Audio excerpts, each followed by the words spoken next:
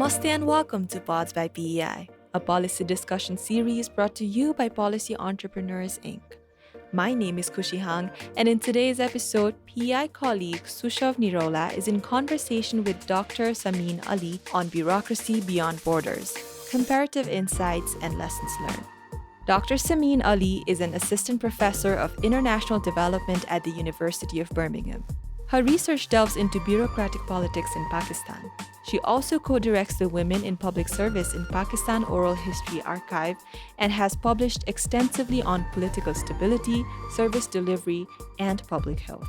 Sushav and Sameen explore cases from Pakistan to delve into the dynamic relationships between politicians and bureaucrats, to imagine bureaucracy in a decentralized context, and discuss ways of navigating bureaucratic embeddedness, corruption, and efficiency. The conversation offers a nuanced perspective on the complexities of governance and the critical forces that shape public administration in developing countries. Like listening to Pods? We'd love to hear your thoughts and reviews on Spotify, Apple Podcasts, YouTube, or wherever you listen to the show. You can also follow us on Twitter at tweet2PEI and on Facebook and Instagram at Policy Entrepreneurs Inc. for updates on the latest episodes and share to help us reach more enthusiasts. For now, we hope you enjoy the conversation. Hi everyone, I'm Susab, and today we have with us Dr. Sameen from University of Birmingham. Sameen's research focuses on the impact of bureaucratic politics on state capacity and service delivery. Welcome, Sameen, to this podcast where we discuss all things policies and politics. So let's jump right into it. Usually, bureaucrats, politicians, and civil society are three key influential institutions who shape a country's development or democratic trajectory. But when it comes to mainstream social science literature, it feels as if politicians or civil society they are studied quite extensively, but bureaucracy doesn't get that much of an attention. And even when they are studied, bureaucracy doesn't get a very positive representation. They are often portrayed as status quo is orthodox, right? Why do you think that's the case? And also, what made you study this under theme within social science or development study? First of all, thank you so much for having me. I'm so pleased to be here. It's so nice to connect to other people in South Asia, especially from places like Nepal, which are so underrepresented in research on South Asia. So interestingly, I got into bureaucracies through studying political parties. So I didn't come to bureaucracies first. I think the primary reason for that is that politicians are a far more public figure. Bureaucrats tend to be sort of behind the scenes. You don't know their names usually, or you shouldn't know their names ideally. But politicians are you're sort of interacting with citizens on a day-to-day basis, and there's a relationship between the politician and the voter. In my own experience, I was actually a research assistant on a project on Pakistan's political parties. And one of my mentors and I, we traveled all over Pakistan speaking to political party members, political party leaders. And we would ask them about, what's it like being in government when you're a minister or when you're elected? What's it like to actually deliver services and, make sure that your constituents are happy and so on. And they would respond and they would say, oh, it's very difficult, and there's no money, or there's no this, or this goes wrong, or whatever. And then we were asking these questions of a lot of people, and eventually this one politician got kind of upset with us, and he got a bit frustrated, and he said, why are you asking me these questions? You should be asking the bureaucrats, because they're the real power in terms of service delivery. And see, and I had been thinking about doing a PhD for some time, and I had been should I do it on something about politics and political parties, because we were doing the research anyway, and my mentor worked on political parties. When I heard that comment, I was like, hang on a second, I could do something on the bureaucracy, because Pakistan's bureaucracy has been written about. Charles Kennedy wrote a book on it, but that was in the 1980s.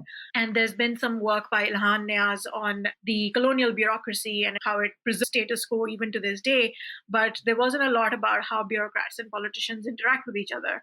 And so that's how I got interested in bureaucracies. Interesting. That bit about politicians saying bureaucrats have power. I think recently we had an interesting bit when our former prime minister, he was facing a lot of criticism on why there was certain controversial changes in a certain bill. And ultimately, the prime minister said, we did everything right. Maybe the typist might have changed it, right? So just allocating that amount of power to a bureaucrat, but also in a much junior position, that just felt interesting. So these are bits we also keep hearing in Nepal. Especially, we have this contradictory sort of narrative. On one hand, politicians, they portray bureaucrat as overly powerful, that everything has to go through them. And on the other hand, we also have this competing narrative of bureaucrats being subservient to politicians. So at times it feels difficult to wrap around, are they super powerful or are they basically subservient to politicians, right? So those bits seem interesting in Nepali context as well. And when I was following bureaucracy related work, it seems as if the first point of inquiry of all this literature or all these research is to engage with this Weberian idea of bureaucracy, that it being impersonal, politically neutral, standardized, and rule based institution. How practical or relevant do you see this theorization, especially in a context of developing country?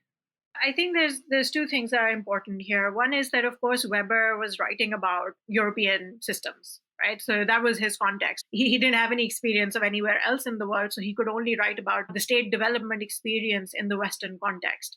Undoubtedly, his writing is focused on a system that is premised on Western frameworks and Western modes of sort of governing societies. That's not to say that he's, useless. He's got some really interesting things to say.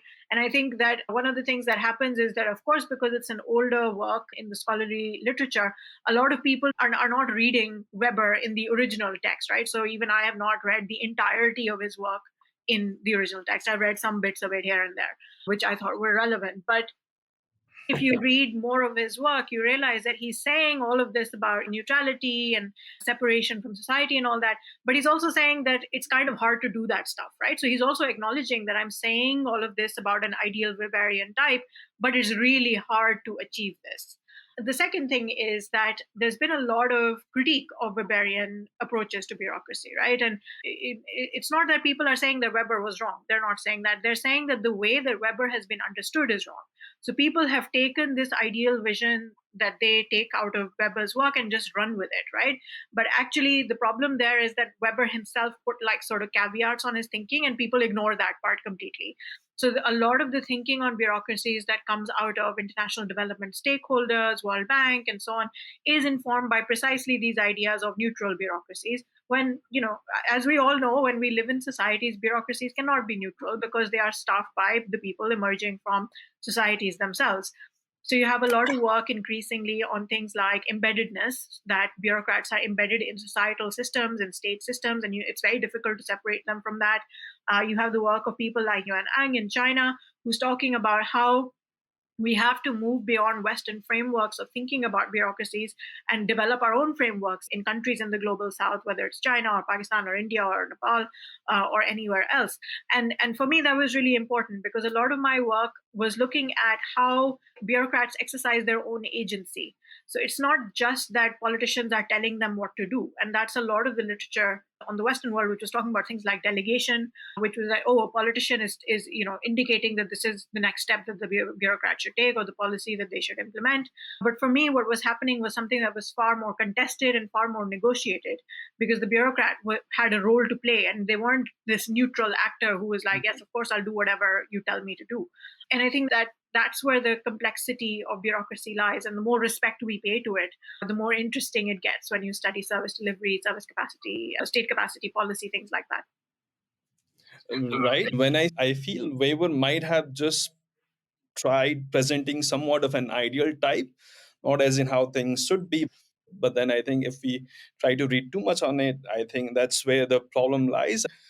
And one of the areas that I find this coming, wherein Weber's idea of rule following bureaucracy comes along, is when they take this Weberian idea and try to interpret relationship between politicians and bureaucrats, portraying one subservient to the other, the principle as in theory, wherein the politicians lay the broader framework I mean, they lay the idea, whereas bureaucrat, they just have to implement that. But then I see your work as well questioning that portrayal of bureaucrats as just agent.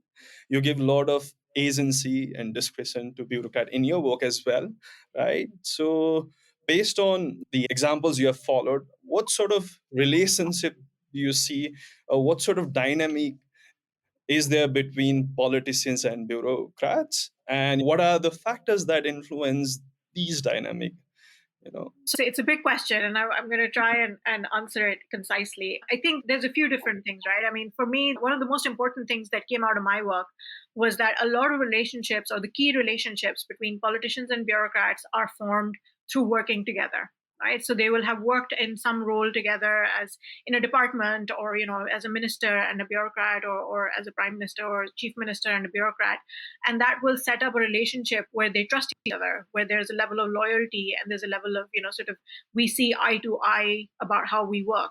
Right, so there's, and we all experience this in our own workplaces, where sometimes you have bosses or colleagues who you just get along with, that they understand the way you want to work, and so you get along easily because of that.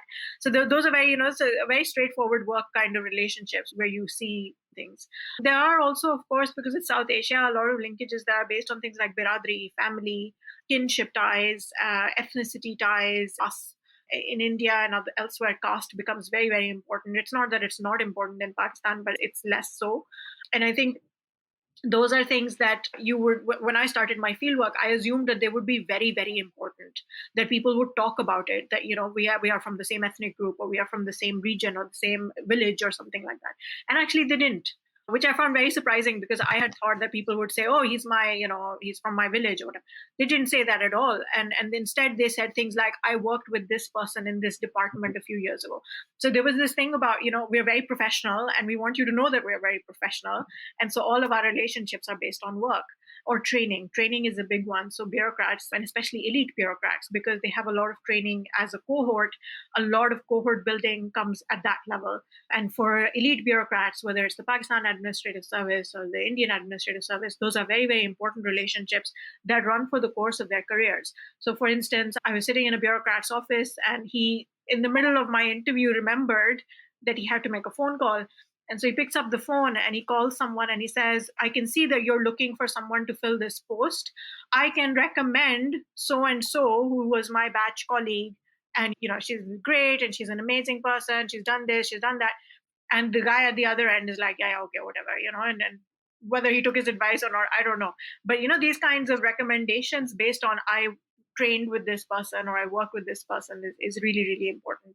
Elite bureaucrats also tend to live in the same housing communities. So, their kids go to the same schools, they play in the same streets, they share meals, things like that are really important. Once you step away from the elite bureaucracy, it becomes a little bit more complex and much less cohesive. So, because they don't receive the same kind of training, they don't receive the same kind of cohort building, they're not recruited in the same way. So, the relationships between bureaucrats and with politicians become very, very different, right? So, they don't have the same kind of access to ministers, for example. They might work in their offices in some cases. So, personal assistants are very important. Typists, as you mentioned, are very important. Stenographers, clerks, all of those people are very important, because they control paper. And if you've read Matthew Hull's work on Pakistan's bureaucracy, it's about how paper becomes so important, and writing and noting things becomes so important in bureaucracies like Pakistan's. But once you start going down the ladder with the bureaucracy, the relationships become different. And the reason for that is that these are people who do not have access to elite bureaucrats or elite politicians. And there it becomes a bit more antagonistic, and it can be quite, they can be quite unhappy with politicians. They can be very unhappy with senior bureaucrats and say, look, I've been sitting in this post for like 20 years and I haven't been promoted, or I haven't had a pay raise, or whatever their issues might be. And so it depends where you locate the bureaucrat in terms of the relationship. It also depends on who the politician is. If the politician is a party leader or really senior in the party, their relationship with bureaucrats is completely different than someone who is very junior in the party or who is in opposition at that time. There it's much more adversarial, because they're like, oh, the bureaucrats don't listen to us, they will not do the things we want them to do, we can't fulfill our constituents' demands because the bureaucrat is just doing whatever they want. But if you're politically powerful, then you and the bureaucrat are friends. So, and you help each other out, because you know that that's what's going to get you ahead. And it also obviously depends on, political systems and larger issues like that. Yeah. Interesting. Yeah. You mentioned something about having worked earlier. There's something that I found studying Nepali bureaucracy as well. A lot of times we think about ethnic, gender dimensions, which rings true. But a lot of times it seems as if the relationships are built based on the fact that certain bureaucrats can get work done. They're efficient at that, and they maintain those sort of linkages way past their tenure, so, and then they'll be like, there's someone who can get work done and has good ties with my parties or something. So that ability to get work done, efficiency also gets factored in when it comes to partisan relationship. That's something I found interesting when talking to bureaucrats over here in Nepal as well. So there's that. And the second system that you mentioned regarding the system in itself, right? So there's something that I keep observing in Nepal. We we are quite unstable, right? So every year we have new prime minister, and there are a lot of changes in government, right? And the bureaucrats, they are there, so they have a degree of stability, and that also gives them somewhat of a power also, because the political establishment, they are quite unstable. So I see that happening where in Nepali bureaucrats have this power just given their permanency. And then you look at other systems, let's say India, right? When in one or two forces have been in power constantly, let's say BJP has been in power for 10 years or so, and therein, bureaucrats might find it a bit difficult to not obey or follow the political representatives' line, because otherwise there would be consequences. So those sort of factor also gets played. That's something I can see following India's and Nepal's cases. When it comes to Pakistan, the country that you closely study, what sort of discretion bureaucrats have when engaging with politicians? Do they have to obey, follow them, or there's a much larger space of them exercising their agency, like here in Nepal? It depends, and it's partly dependent on what the regime dynamic is like. So Pakistan is a hybrid regime, and at different points in time, you might have an elected government, but that elected government's power is, very variable, because there could be extra constitutional interference, and you might have someone intervening in the political system. And bureaucrats know that as well, right? And bureaucrats are very, very aware of this. So when I would speak to people and I would ask them, they'd be like, we know what's happening, politically. We keep an eye on Yeah. these things, and we keep a check on, who's important and who's not important, and how that is changing Mhm. over time. So they keep that in mind, establishing these relationships. While there is an elected government in power, it makes total sense to side with that elected government, right? But bureaucrats always know which politicians are important in a political party and which ones are not. So if you have a constituency politician who is, a minister or a very senior member of the party, or he's very good friends with the party leader, of course the bureaucracy also knows this, and so they will Mm. make sure that this person is always happy and gets exactly what they want, because they know that if they need their help, they'll be able to get it because they're senior enough to influence these Yeah. decisions. But if you're like, not very important, you're new to the party, you're a new politician, you've never done this before, then you're in trouble, because the bureaucrats also know this and they can take you for a ride, and they do take you for a ride. Because, for example, you can go to them and say, look, my constituents aren't receiving any irrigation water, can you fix it? And they're like, well, eventually it will get fixed, and nothing will get done, and the guy will go again and again and again. And this is, someone told me this story about their constituency. Because they were a junior politician, they could not get the bureaucrat to listen to them because they were simply not important enough. So, it's a judgment that bureaucrats are making every step of the way. I think what's interesting about the Nepali case as well is because you have lots of political parties that tend to factionalize all the time. So the Yeah. bureaucracy also doesn't know which way to go. And so you're trying to judge day to day, is this person going to form a new party and suddenly become really important? And should I side with them or should I side with someone else? So that is a level of discretion that bureaucrats have. And in Pakistan system, it's the same, because you have to think, okay, is the regime dynamic going to shift because like the military or the judiciary are going to interfere? Whose side will they interfere on? Are Mhm. they going to help this party or that party? But having said that, bureaucrats also are like, when you speak to them, they will say that, we're not party political. They'll Yeah. tell you that we're not committed to this party or that party. Sometimes that's true and sometimes it's not true. But there is this thing of which I heard a lot when I did my fieldwork, was that, oh, other people should get a chance in politics. So they felt, everyone should get a shot at power and see what they can achieve. And there was a lot of support at that time for Imran Khan's PTI, um, because he hadn't been in power at that point. The other thing I found really interesting is that, especially amongst elite bureaucrats who work closely with politicians, there was a lot of respect for what politicians do. So, in the sense of like, that they have a difficult job. They have a lot of constituents who are turning up at their house every morning and demanding things from them. And it's a stressful job. And this idea that if we can, sort of help with that, then, they'll help us as well. So, Yeah. everyone will be happy at the end of the day. Bureaucrats, like everybody else, are very nuanced actors, and they're very aware politically of what is happening around them, even if they don't have distinct political affiliations. Many do. Some even have political aspirations. Some want to retire and contest elections, and some Yeah. do, and sometimes they win. I mean, it's rare, but it does happen. So each of them has their own sort of little interest in political systems in a way. And there are, of course, those who are very professional and who go do their job and go home. And, they see any political involvement as interference, as pressure, and they will typically accept it because there's nothing they can do about it, but they're not happy about it. In Nepal's case, I find it interesting. I'm not sure if the same follows in Pakistan.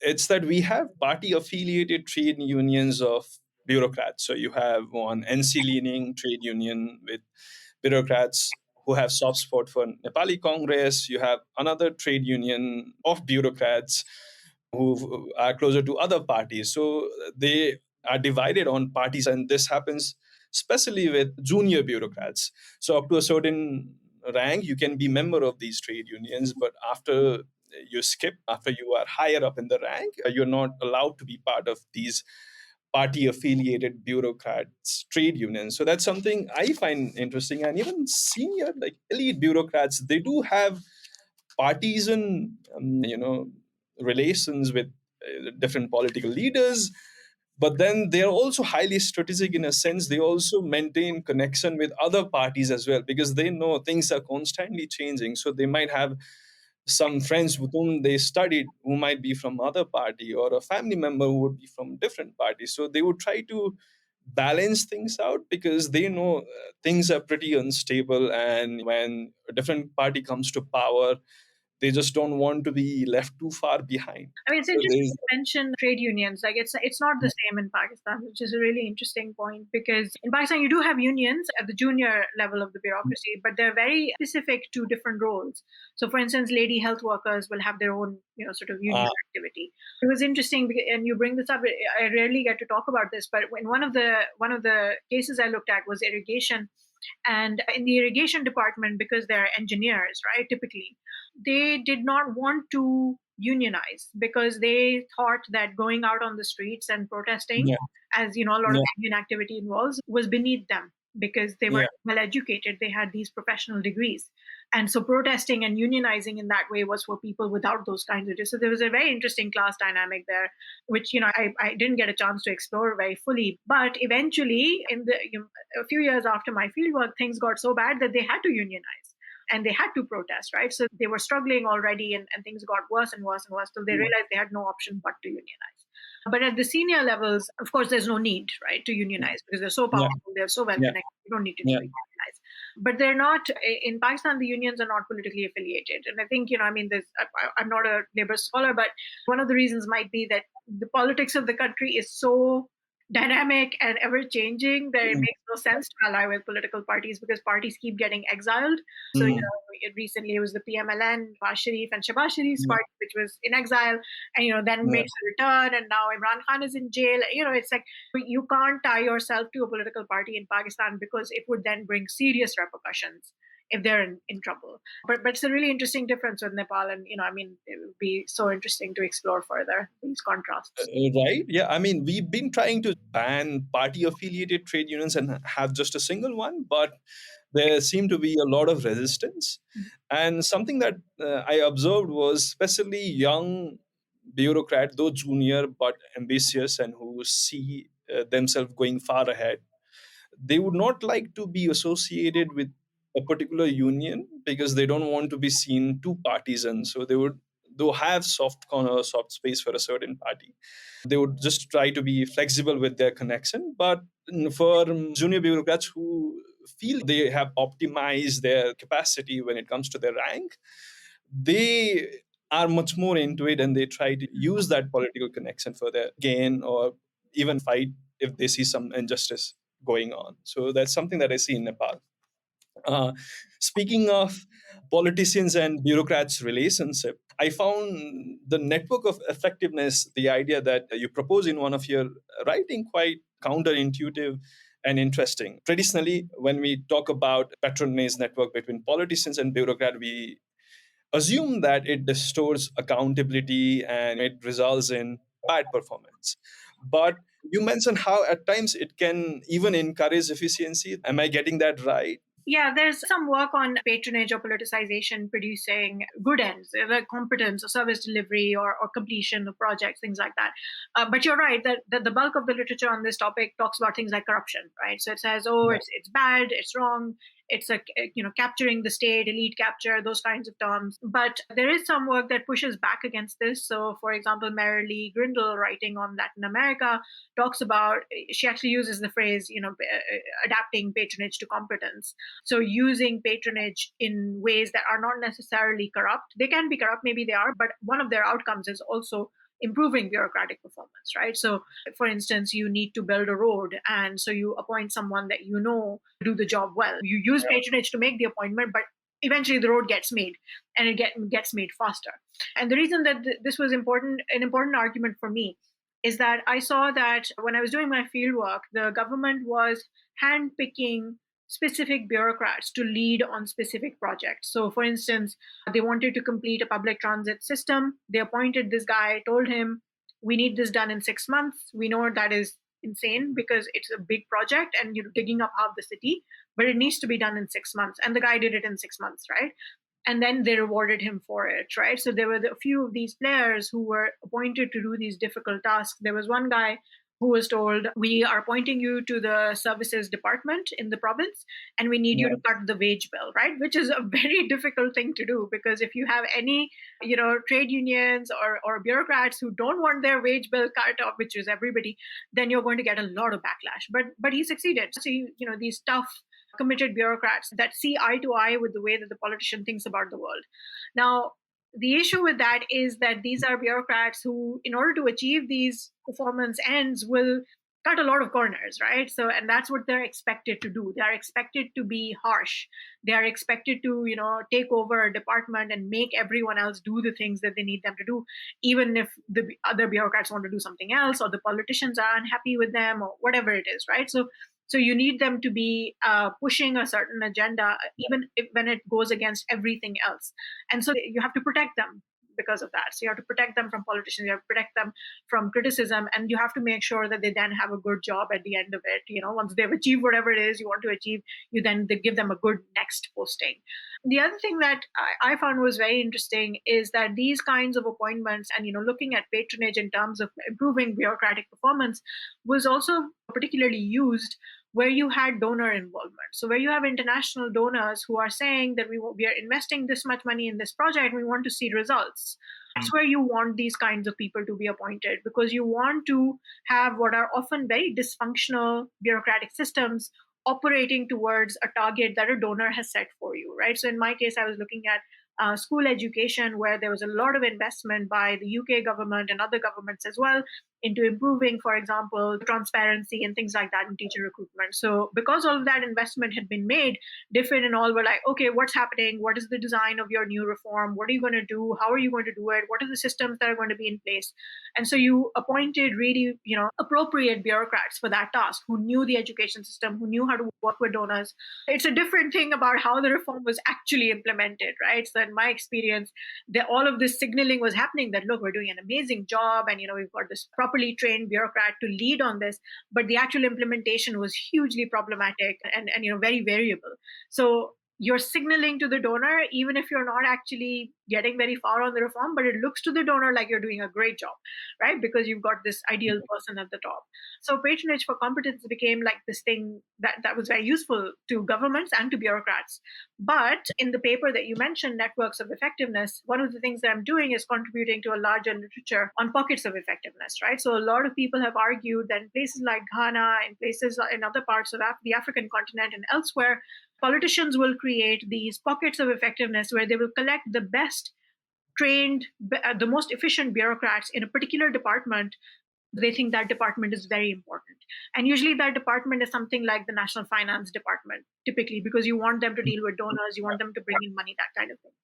Now, my argument is that, yes, that's true. They do that. But those are not pockets of effectiveness in at least the Pakistani context. And the reason for that is that they never develop into a pocket because they're just networks. And once the network is broken, then all of that efficiency is also scattered. So they're not pockets, they're not sustainable, they're not long term. They're sometimes 6 months long, sometimes they're 3 months long, sometimes they're a year long. They're not sustainable and they're never developing into pockets because it's just that network which is doing the work. So for me, that was the big sort of difference from the pockets of effectiveness literature, which seemed to assume that collecting these bureaucrats meant that the department would become stronger. And for me, that was not true. I did not see that happening. I didn't see the department improving its efficiency. Interesting. There's something that I find in Nepal as well. We have a commission, land commission, and I had the opportunity to closely follow its work. It's a commission formed by executive order, where the chair would be appointed by the prime minister. They'll particularly appoint a party cadre or so. So in the first few years, when the prime minister was from the same party that the chair was, the commission was doing a lot of work. The home minister was also from the same party. So there was much work done by the commission. But then suddenly, when different coalition partner came in, the pace or the efficiency was drastically reduced. And ultimately, after a few months, when the opposition party came in, they completely scrapped the commission. Now they're trying to set up this commission once again with their own party members. So they have peaks, but as you said, it can be sustained for a long run. So that's something that we see as well. Related, I had a query like how or what set of condition leads patronage appointments being more efficient, and when you think it's more extractive, even if it's short run effectiveness, what are the conditions that you feel patronage leads to efficiency and is less extractive? Are there certain conditions? Because I have some theory based on Nepali cases, but I'm not sure how strongly it holds. I think there's a few things that it depends on. The first is what is the relationship between the parties involved, right? So are the politician and the bureaucrat equally committed to the relationship, and do they each gaining something from it? Because if the politician is making the appointment of the bureaucrat and the bureaucrat is like, I could probably get the same post on my own, I don't really need this politician to help me, then it's a very different kind of relationship than if we both need each other, and so there's an exchange relationship that's happening there. I think it also depends on what each party is trying to achieve. So is the bureaucrat looking to work closely with this politician in the long term? And so the patronage relationship is one that is planned for the long term, reciprocity for the long term. Those kinds of dynamics become really important because then you're willing to sort of go out of your way to achieve the things that the person wants, right? For instance, the example I gave of the public transit system, it was a difficult target, but the bureaucrat knew that if he achieved it, then he was kind of set for life. And he really has been to some degree. I mean, he's had a little stint in jail, unfortunately, but that was for other reasons. But he's benefited a lot from it, right? So he got really good postings. He's now a minister. So, there's rewards to be had. And so I think those are the considerations that come in as to, I think it's about the strength of the patronage relationship, which is really important, right? Whether it is used for performance targets or electoral gain or something else, I think that comes second. It's the nature of the relationship which is most important, right? Because that will help you achieve almost anything. Because you might start by saying, I'm forming this patronage relationship because I want to improve bureaucratic performance. But maybe like 1 month in, you're like, oh, well, okay, maybe I might also win some votes from it, right? So the outcomes become more blurry as you go along, but it's that relationship and the strength of the relationship, which I think is most important. And in a lot of cases, what strengthens that relationship is time. So how long have you worked together? And in some cases that I was looking at, people had worked together in the 1990s, then had a little break where, because parties got exiled and things like that, there was martial law, and then came back to work together again 10, 15 years later. So there's it's over time, and you don't give up on those relationships. You keep maintaining them, and then you keep fostering them so that they work for you when you need them. And sometimes you need them for bureaucratic performance, and sometimes you need them for something else, but the relationship is still the same. Interesting. Similar here as well. I would assume like politicians and bureaucrats who are more ambitious, they have long run plans. Because local mayors who see themselves running for big tickets in the future, I would say that even though they would opt for partisan appointment of a bureaucrat, they would want to do good work so that they can run on that platform. But on the other cases, if I see local level mayors who are not so ambitious, or they feel they have optimized where career wise they can go, so they would feel this is the best that they can get, and they might be more extractive also. I think that's something that I see or can hypothesize based on Nepali cases. But it's interesting you say that, because in Pakistan, local government doesn't exist in the same way. So the elected mayors thing is not a pathway to politics, because there are no consistently elected mayors. So I see. it's an interesting difference, because in India and in Nepal, you have local governments that function and Yeah, are elected and stuff like that. In Pakistan, they are consistently disrupted. So we haven't had consistent I local see. governance since, ever, really. Interesting. And in Nepal's case, like our local level has more rights than India's. So our provinces are quite weak, but local level mayors, they are quite powerful. So there's also that dynamic being played out. So now let's just jump into the case of decentralization and bureaucracy, because I feel we can learn much from Pakistan's case. This is somewhat of a hot topic in Nepal these days. Nepal committed to federalism in 2015, and since then, this issue of administering and managing bureaucrats, in the federalized setup has been ever lingering. The federal government wants to maintain its control when it comes to appointing bureaucrats at the provincial and local level, while the subnational government, they are trying to resist that sort of centers high-handedness, but it feels like they'll have to give in to center. I was curious, like being a federal country itself, Pakistan, the country that you study so closely, has there been somewhat of similar tensions between federal and subnational government, and if so, how has that played out? So Pakistan has a very difficult history with federalism. The Pakistan Federation, and there's a lot of work by Catherine Adene on this and Filippo Boni, which looks at the fact that, first of all, Pakistan has very few provinces, only 4 provinces, Yeah. As compared to, for example, India, which has many more. And also, Pakistan, the way power is distributed in Pakistan's federation is that Punjab, which is the most populous and the most developed province, it has the most power, right? Because it sends the most seats to the National Assembly, it has the greatest population, therefore gets the most state grants and money, things like that. So the federation itself is very, very unbalanced in that manner, and there's a lot of discontent over that, because it means that in terms of representation, in terms of funds, the other units get much less money.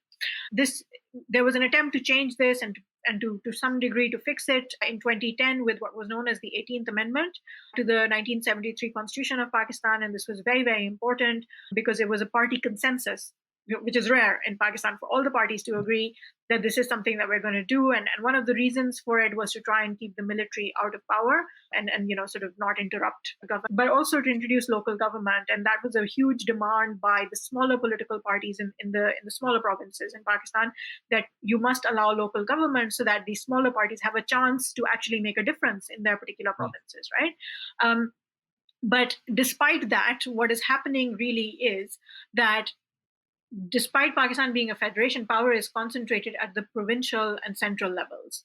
So local government has not flourished, has not developed. And there's a number of reasons for this. The first is that traditionally and historically, military governments introduced local governments. So when military rule was declared, one of the first things that martial law administrators would do is exile the political parties and then introduce a local government system to try and change the makeup of the political class and to break the political parties, right? So there is a sort of historical distrust of local government and why it is being introduced, because the parties feel like it's a means of trying to break their hold on the provinces, right? So they're unwilling to commit to local government development. It's also, I mean, the very nature of local government decentralization, the whole point is that you, like you said about the mayors, that you introduce a new political class, right? So they rise from local government up to the provincial and then the national. That's not how Pakistan works, and nobody wants it to work that way, right? So the elites don't want that to happen. So there's a resistance to introducing that kind of empowered local government.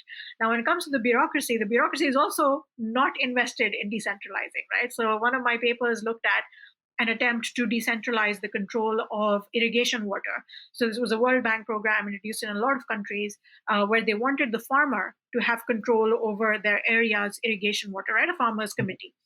And the bureaucracy was not happy because they were, and I'm talking about the bureaucracy at the local level, because they were like, but this is the one thing we have power over, right? This is how we exercise power. This is why our role is important, that we control irrigation water. If you take that away from us, then what are we left with? Nothing. We're not paid well. There are no good job prospects. This was the only thing we had going for us. So if you take that away, then it empowers the farmer, and we don't want that.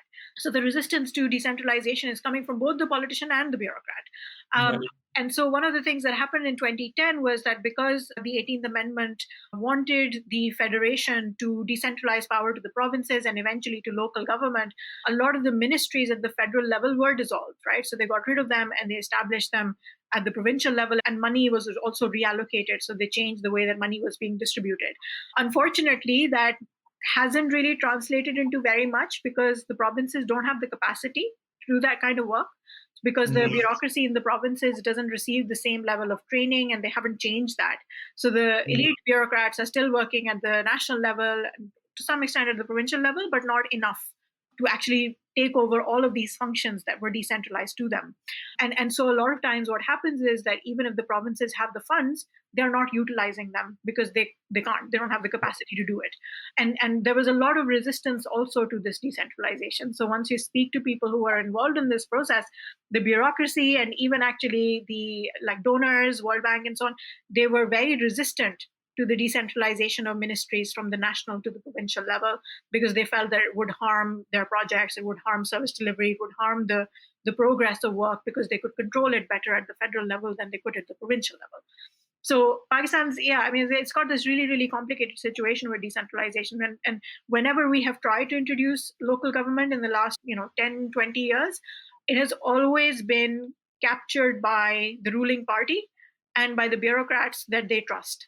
So they've designed the system in such a way that local government is being run by bureaucrats rather than being run by elected members, right? So, for instance, the law will say, yes, there will be an election, but the province can overrule the election and discuss the local government. Or there will be a bureaucrat who will be in charge of all the funds. Now, that's not local government, right? So Pakistan has this really strange relationship with decentralization. And actually, I think it's a very, very important distinction between what happens democratically speaking, or in terms of democratic principles embedding themselves into society, when you compare this situation with, for example, India or even Nepal, right? So because there's no local government consistently in Pakistan, I think the relationship that people have with the state is very different than the type of relationship that people in India might have or Nepal might have, right? Because there's no local point of access that you can use to make a difference. And so your only engagement with the state is either through bureaucrats or through politicians who are typically provincial politicians. So it really changes the way that you think about state society dynamics. The question about capacity that you mentioned, that's also something that I see in Nepal. The federal government would say that if we give provinces or local level the power to appoint their own bureaucrat, then first is they don't have the capacity. Second is there'd be a lot of corruption, because federal government can maintain a level of check with federal bureaucrats, which the local and provincial governments can't. And when I speak to federal level bureaucrats working at the local level, I also, you know, I'm sympathetic to them of the cases they say. They say cases wherein the mayor or the ward chair, they'd be conducting themselves in what can be called as corrupt ways, and they feel like they are helpless. They are made to transfer every now and often, right? So there's that question of corruption that comes in as well. But then there is also this question of giving local governments their power, decentralizing, the question of efficiency through, or the local demands are met through their own bureaucrats. So how do we balance those two? Is there a certain way to address that concern regarding corruption, but also consider things having more locally led? I don't have any very good answers, but I mean, I think the problem is discretion, right? Because Yeah. discretion is regarded as a bad thing, right? So it's regarded as bad that bureaucrats at the local level have this much discretion, have this much autonomy. But actually, a lot of research shows that if you do give them some autonomy, you don't have to give them all the autonomy, but some autonomy, they actually perform better. So yes, there will be some corruption, but there will also be greater performance, right? And Ang has written about this in the Chinese context, where if you allow bureaucrats some level of autonomy at the local level to charge fees and raise a little bit of money for themselves and for their own units, they perform better on the national targets that the government is setting them. There's also the work of Dan Honig. He's got a recent book out which talks about mission driven bureaucrats, right? So, this idea that if you are managing bureaucrats to encourage them to fulfill a mission and enabling them to fulfill that mission, right? So, education or health or whatever. The idea being that people are not joining these necessarily because they just want a job. They're doing it because they believe in whatever it is that they're doing, right? Or at least believe in public service in some way. And if you empower them, if you manage them in a way that empowers them, you might get more results than if you just manage for what he calls compliance, right? So if you're just like, oh, you haven't met this target, you haven't met this target, you haven't met this target, then the reaction from the bureaucrat is always like, well, I'm not going to do anything now. And in work that I did with a great student of mine, we found that a lot of teachers, for example, when they experience that kind of compliance management, they experience so much stress, so much anxiety that they're not able to do their jobs properly. So, that level of power that is exerted on them by this kind of management style is really detrimental to actually doing the job that they're supposed to do. So I think the point is not that you should accept corruption. That's not it, right? The point is that there are ways and means of empowering bureaucrats that allow them to do their job without constantly checking on them, while also making sure that they are achieving whatever targets you're setting them. So, yes, sometimes it means accepting a level of local discretion that you might want to get rid of. But discretion is not always a bad thing. Sometimes it's a very good thing because it allows people to adapt to local needs, which is what local government is about, right? So if you're giving them that space, then you might get better results. Now, all of that requires a lot of buy in from a lot of different people, right? So you need to have trust in the system that you have set up, and you need to actually let it run for some time, right? There's going to be problems, there's going to be issues that you will need to fix. It will take time and you need to embed it. And at the same time, you need to trust the citizens, right? So I think a lot of, like, especially for Pakistan, I see this, that the government talks a lot about public interest. But what is the public interest? They're not actually interested in finding that out. And in fact, they have no trust in the people's ability to figure that public interest out, right? So the idea is that this paternalistic style of government and the state is what permeates our understanding of state and society relationships, because you don't trust the citizen to know what is best for them, right? So if you do local government properly and you let it run, then you trust that the citizen knows that this person is doing the wrong thing or the right thing, right? So you let them make those decisions. And what's really interesting in work that comes out of India, for example, and there's lots of it, Prerna Singh, Gabrielle Crooks-Wisner, Tariq Tachil, Adam Arbach, they all talk about how local actors, brokers, constituents, citizens in different villages of different ethnicities, sometimes the same ethnicity, are working together to influence the state and improve public services, right? And that happens when you have consistent local government over a long period of time, which actually allows people access to bureaucrats and politicians who can make a difference. So I think that it's about consistency, as the first step. You have to let the system run and work itself out as it goes along, and you have to have that faith that it will. Right, exactly. As you said, like discretion combined with certain checks from citizen or civil society at the ground level, I think that might be a good combination to let things happen. Yeah, absolutely. Now we are at the tail end of our episode. I really appreciate all your insights and your time. I have two like queries pertaining to bureaucratic traits that I see here in Nepal, and also a question on reform, how to go on about bureaucratic reform. I'll just get into it. The first that I see in Nepal is about this certain insularity that bureaucracy functions in Nepal, particularly at the elite level, particularly with the federal bureaucrat. I see this hesitancy to engage with non state actors. I also think, given that there's no incentive for them, engaging or not engaging with non-state actors won't affect their transfers or their promotion, or they also feel that it doesn't support them in any direct way in conducting their work. We can contrast this with street level bureaucrats who might need non-state actors to get their work done, right? And alongside this, I also see a certain degree of, or a certain sense of nationalism, wherein bureaucrats see themselves as more nationalist, as this protector of a nation's interest, and they refrain from engaging with NGOs, which they view as following donors' agenda. And contradictory, there would be close engagement with donors at the top level, but when it comes to rhetoric bit, there is that bit of skepticism that I see. Have you seen these sort of dynamics in other countries that you have studied? Then, yeah. Yes, there is sort of a skepticism of local civil society organizations, of not wanting to work with them, not wanting to listen to them.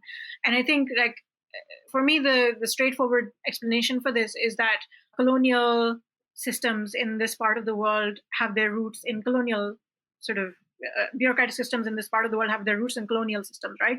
They're emerging out of the British style of governance that was imposed on South Asia, right? So, and the bureaucracy is still following the same practices, same methods, even some of the same training manuals that the British put in place.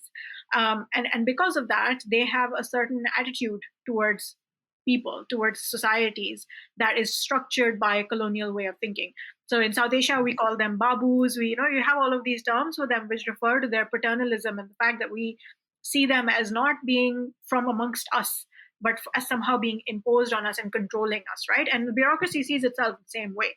Some of them are very critical. I'm not saying that all of them are like that, but a lot of them think of their role as paternal, as saviors of people who don't know any better, right? So I think that that is a huge part of this thing of distrusting local civil society organizations because they think that they know best, right? That no one can tell them anything that they don't already know.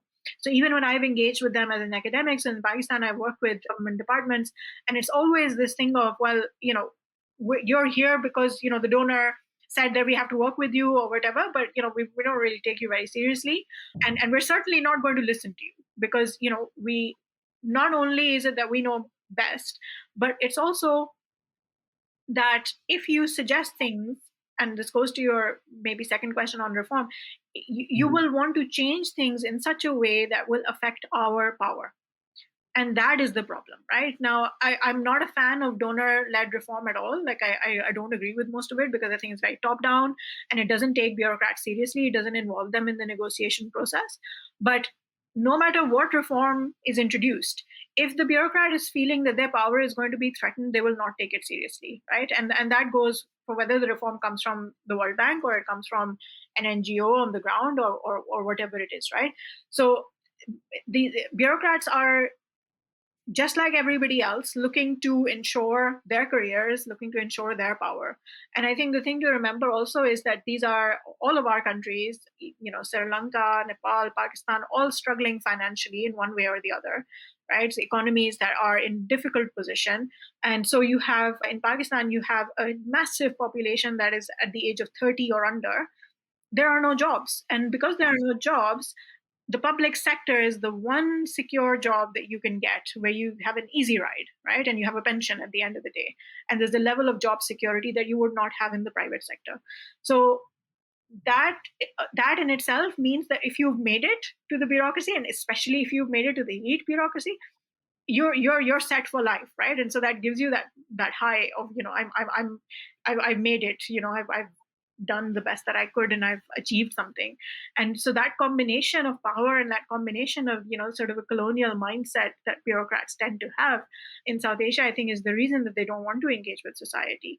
And I think it's also, we started this conversation with Weber, and I think that a lot of the training that these bureaucrats get is still based on the Weberian model, that you are supposed to be separate from society, that you are above society because you are better than them, because you're more neutral, you're more intelligent, you're more this, you're more that. They're not. I don't think they are, but they've kind of internalized it to a huge extent.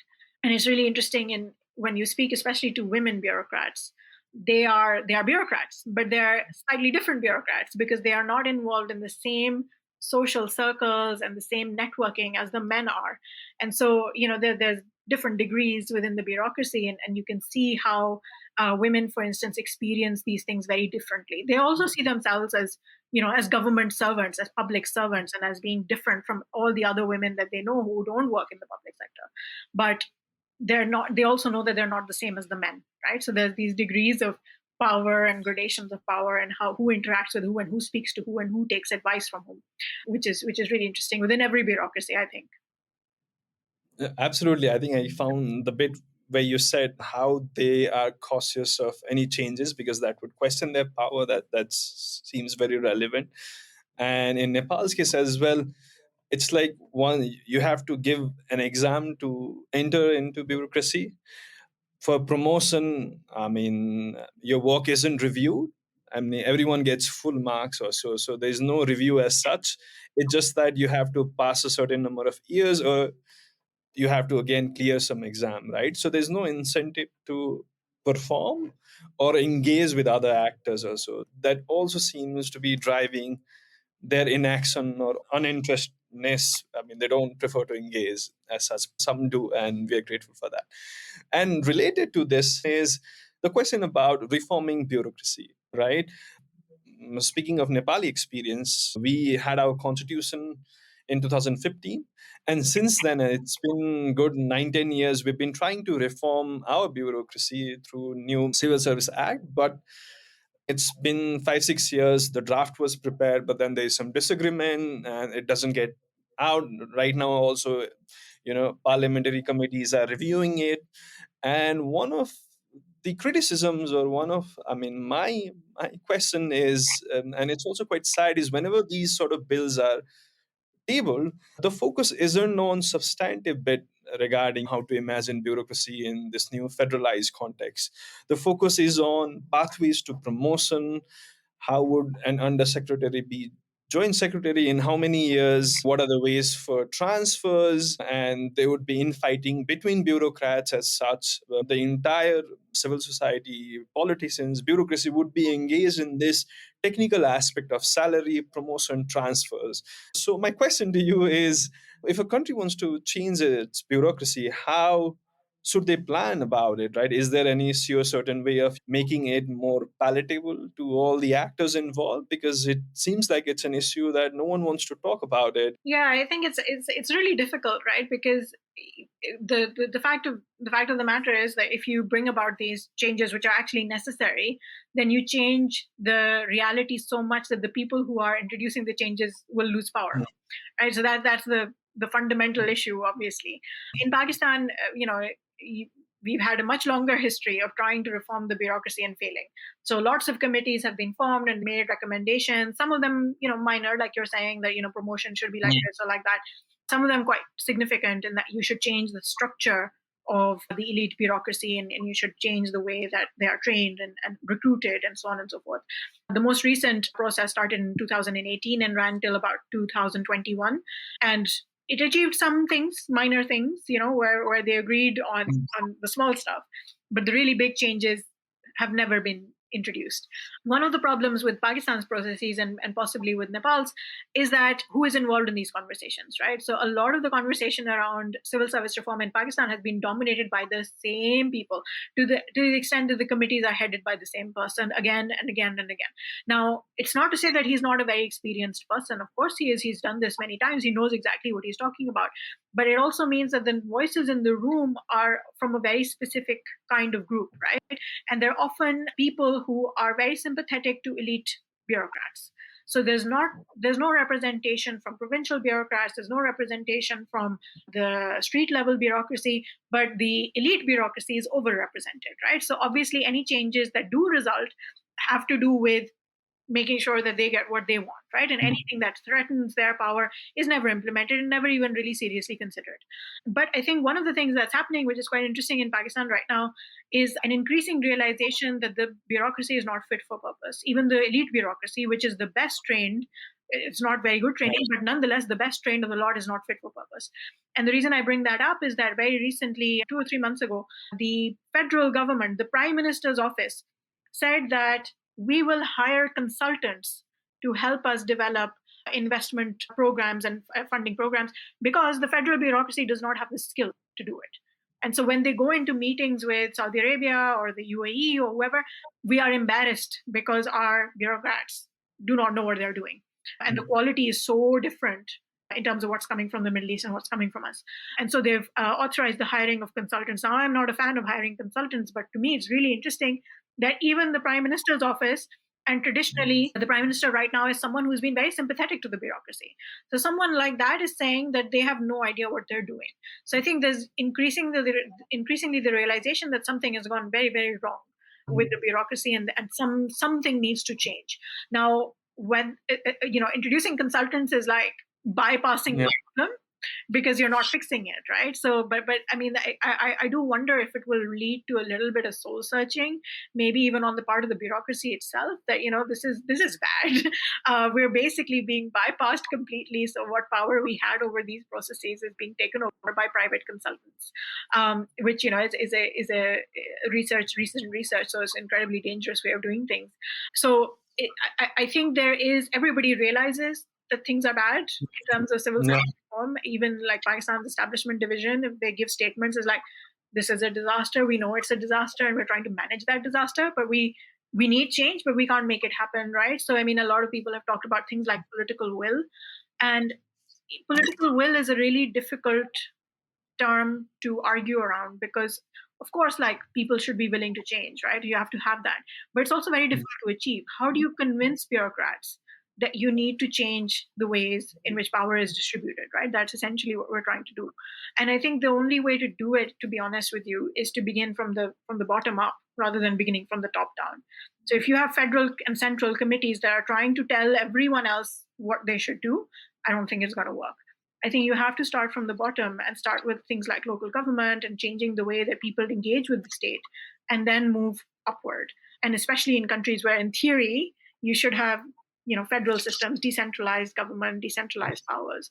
So every time you try doing it from the top, it doesn't work. And every time you try doing it with external partners, it doesn't work. So when the World Bank comes and says, decentralize this or decentralize that, it doesn't work. So because it can't work, because it's an external party that's coming and telling you what to do. And so you can always say, oh, this person doesn't understand this, or they don't understand this reality. So it has to be developed by engaging with local partners. So you mentioned NGOs and civil society organizations. I think they have such a huge part to play in critiquing how the state works at the local level. And the more they do it, it's not that the state will respond, but I think there's, you have to keep doing it persistently for it to make even a small level of difference.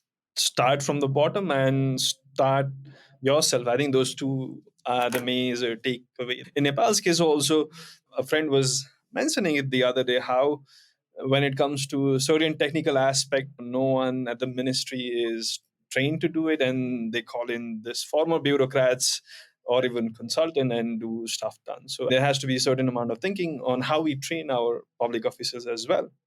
This is it from my side. It was great listening to you, learning from your research and your experience in understanding bureaucracy from Pakistan. It was nice to share cases from Nepal as well and see things that we have in common and things that we differ slightly. So it was great having you, Sameen.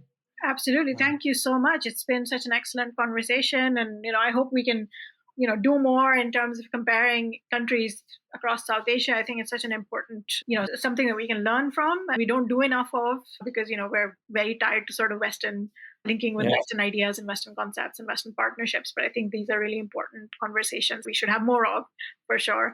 And thank you very much for inviting me. It has been a pleasure. Thank you very much. By PEI. I hope you enjoyed Sushav's conversation with Sameen on Bureaucracy Beyond Borders, Comparative Insights and Lessons Learned. Today's episode was produced by Nirjan Rai with support from Videsh Sapkota, Vibhuti Bhatta, and me, Khushi Han. The episode was recorded at PEI Studio and was edited by Ritesh Sapkota. Our theme music is courtesy of Rohit Shakya from Zindabad. If you liked today's episode, please subscribe to our podcast. Also, please do us a favor by sharing us on social media and leaving a review on Spotify, Apple Podcasts, YouTube, or wherever you listen to the show. For PEI's video-related content, please search for Policy Entrepreneurs on YouTube. To catch the latest from us on Nepal's policy and politics, please follow us on Twitter at tweet2PEI. That's TWEET, followed by the number 2 and PEI. And on Facebook at Policy Entrepreneurs Inc. You can also visit pei.center to learn more about us. Thanks once again from me, Kushi Hang. We will see you soon in our next episode.